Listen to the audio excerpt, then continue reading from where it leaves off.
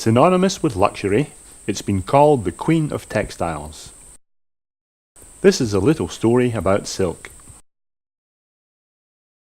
The first step in making silk is raising silkworms and harvesting cocoons. The secret to silk production is the little creature known as the silkworm, which is the caterpillar of the silk moth. It feeds solely on the leaves of mulberry trees.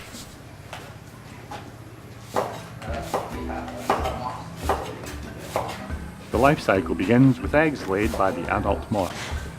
The larvae emerge from the eggs and feed on mulberry leaves. In the larval stage, the caterpillar is known as the silkworm.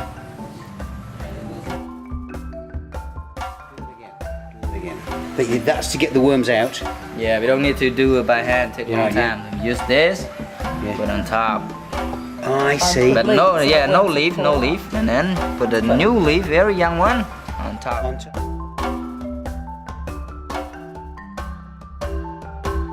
The silkworm spins a protective cocoon around itself so it can safely transform into a chrysalis. In nature, the chrysalis breaks through the cocoon and emerges as a moth. The moths mate, and the female lays 300 to 400 eggs. A few days after emerging from the cocoon, the moths die, and the life cycle continues. Approximately 35 days after hatching, they will have increased in weight by 10,000 times, molted 4 times, and are ready to start spinning cocoons. Next comes thread extraction. It's freed by softening the binding, which is the protein sericin, and then locating the filament end. A spatula is used to remove the outside layers of the cocoon. Then, having found the end of the single cocoons, several silk strands, each too thin for most uses, are twisted together to make thicker, stronger yarn.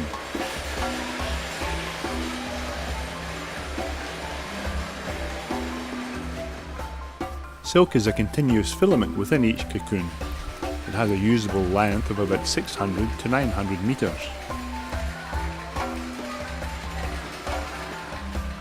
After washing and degumming, there is a bleaching and drying process before dyeing, which is the next step in the process.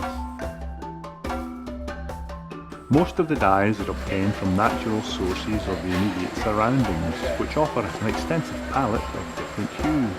Look for plant or to give a light red color.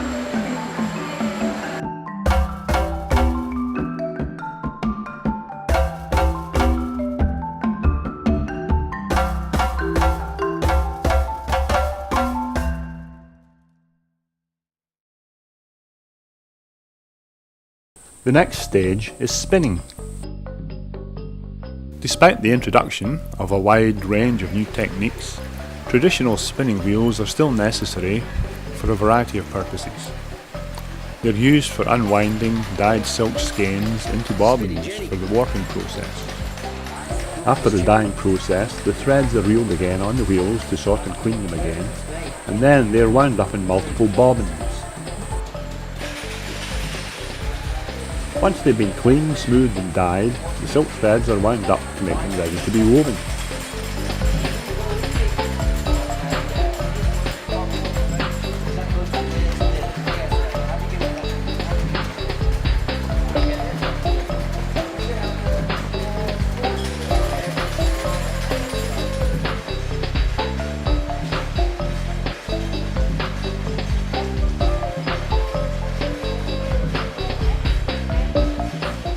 In the case of the weft thread, the threads are wound onto quills, which are crafted wooden sticks that will be fitted into the shuttle for the actual weaving operation.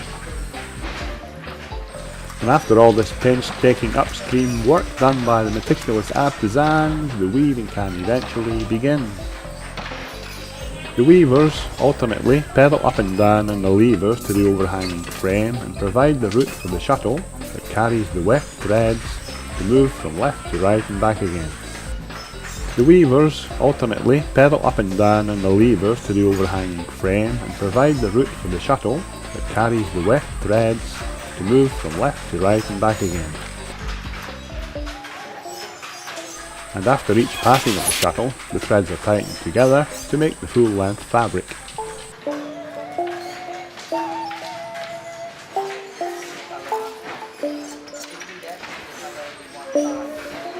When I watch a weaver working on a traditional loom, it makes me think of a computer programmer or a concert pianist playing the score to perfection.